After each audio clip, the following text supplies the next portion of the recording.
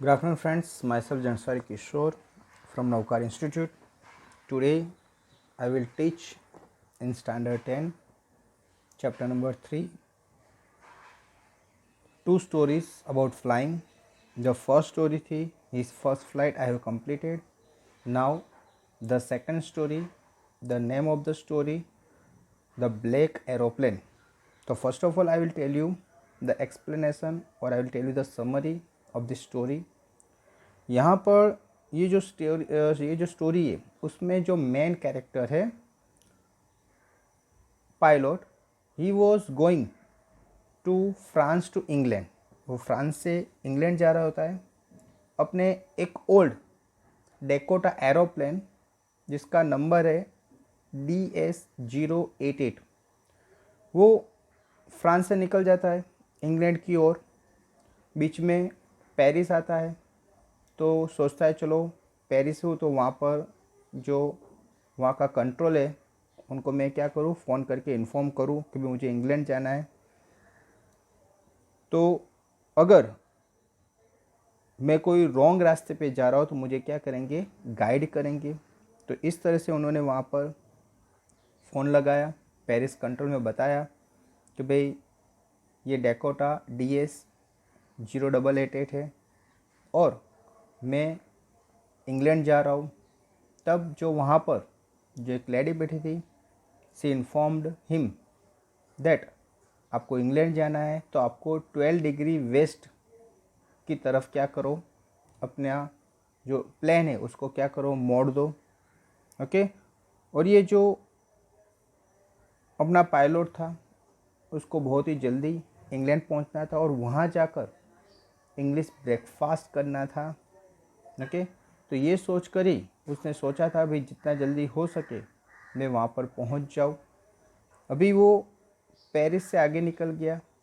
Paris से around 150 kilometre आगे निकल गया।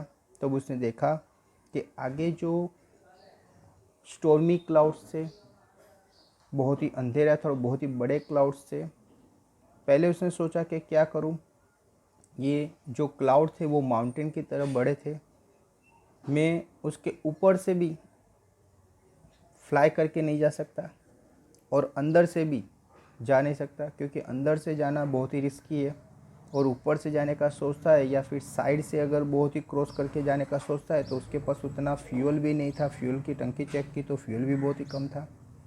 तो पहले सोचा कि मैं वापस पेरिस चला जाऊँ, लेकिन उसने सोचा नहीं, मुझे इंग्लैंड स्पीड में पहुंचना है, वहाँ जाके मुझे इंग्लिश ब्रेकफास्ट करना है।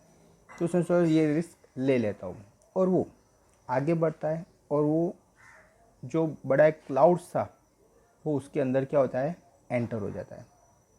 वे एंटर हो जाता है, ऑन द स्पॉट पूरा अंधेरा छा जाता है। अभी बहुत ही अंधेरा छा गया, उसको आगे कोई रास्ता नहीं दिख रहा है। वो डर जाता है कि भाई मैंने गलती कर दी, अगर मैं वापस चला जाता तो शायद मैं बच सकता था। क्यों? क्योंकि अभी यहाँ से ये पूरा अंधेरा है, मेरा प्लेन कौन सी डायरेक्शन में जा रहा है, कहाँ जा रहा है, उसको कुछ आइडिया नहीं है। उसने सोचा कि चलो मैं वापस फिर से पेरिस कंट्रोल में फ़ोन लगाऊँ, वो मुझे शायद गाइड कर सकते हैं। तो वहाँ पर फ़ोन लगाया तो वहाँ फ़ोन लगा नहीं। क्यों? क्योंकि ये जो एक बड़े क्लाउड्स में आ गया था, वहाँ पर कोई भी किसी से भी वो कांटेक्ट नहीं कर पाए, ऐसी सिचुएशन क्रिएट हो गई थी। बहुत ही ज़्यादा डर गया, क्या करूँ। उसको लगा कि शायद आज मैं मरने वाला हूँ। तभी उसने देखा बाहर तो दूसरा एक इसको एरोप्लेन दिखा दिया। दूसरा जो एरोप्लेन था उसके पास में ही फ्लाई कर रहा था। उसने देखा कि भाई ये जो एरोप्लेन है उसके अंदर जो पायलट बैठा था उसके सामने देखा तो उसने हाथ वेव किए। ओके, यानी उसको वेव किया और उसको जैसे लगा कि ये जो एरोप्लेन है वो मुझे गाइड करने के लिए, मुझे सही रास्ता दिखाने के लिए शायद ये आया है। तो वो उसको फॉलोअप करने लगा। ओके, अभी वो सही रास्ता बताता है कि नहीं बताता उसको पता नहीं है, लेकिन आज उसको लगा कि भाई अभी तो मैं टोटली फंस गया हूँ, अगर इसको मैं फॉलोअप करूँगा तो शायद मैं अपनी मंजिल पर पहुँच पाऊँगा और दूसरा उसको ये भी रिस्क था कि उसके पास फ्यूल बहुत ही कम था। अगर वो इसी तरह से यहाँ पर घूमता रहा तो शायद फ्यूल कम हो जाएगा और उसका जो प्लेन है शायद कहीं क्रैश हो जाए और नीचे कहीं पर भी गिर सकता है और वो मर सकता है।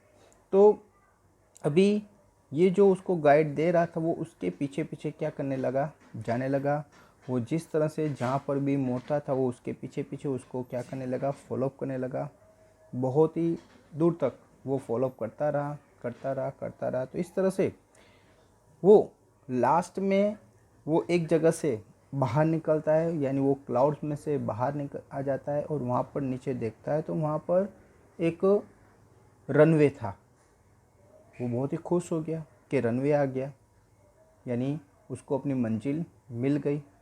अभी वो फटाफट रनवे से अपना प्लेन को नीचे उतार कर और वो डायरेक्ट वहाँ पर जो लेडी थी वहाँ पर, तो उसको पूछने बाद जाता है कि भाई ये जो सेकंड एरोप्लेन था उसमें जो पायलट था वो कौन था, क्योंकि उसको उसका शुक्रिया था, थैंक्स कहना था। क्यों? क्योंकि उसने उसकी लाइफ बचाई थी। उसको नहीं लग रहा था कि मैं यहाँ से बच पाऊँगा, लेकिन वो जो एरोप्लेन था, वो जो उसका पायलट था, उसने इसकी जान बचाई। तो वहाँ जाकर पूछता है कि भाई वहाँ पर जो दूसरा एरोप्लेन था वो कौन था। तो वो लेडी एकदम सरप्राइज होकर बोलती कि दूसरा एरोप्लेन, ऐसे वेदर में दूसरा कोई एरोप्लेन था ही नहीं, मेरे रडार में तो ओनली आपका ही एक एरोप्लेन था, दूसरा वहाँ पर कोई एरोप्लेन था नहीं। तो ये जो कैरेक्टर वो सोचता है कि भाई तो ये दूसरा जो मैंने देखा वो कौन था, वो पायलट ने मुझे गाइड किया वो कौन था। तो यहाँ पर वो सरप्राइज हो जाता है और कुछ उसका आंसर दे सकता नहीं है। यानी ये जो एरोप्लेन था वो ओनली ये जो पायलट था वही देख सकता था, दूसरे किसी को वो दिखाई दे रहा नहीं था। ओके फ्रेंड्स, तो ये जो एक स्ट्रेंज अजनबी सी स्टोरी है, बहुत ही छोटी है, तो ये पूरी समरी मैंने आपको बता दी और यहाँ आपका जो ये स्टोरी है वो कंप्लीट होती है। तो आपको ये स्टोरी को कोई डाउट है तो यही कही क्या करो, आप बार बार सुनो। Thank you very much to listen me carefully.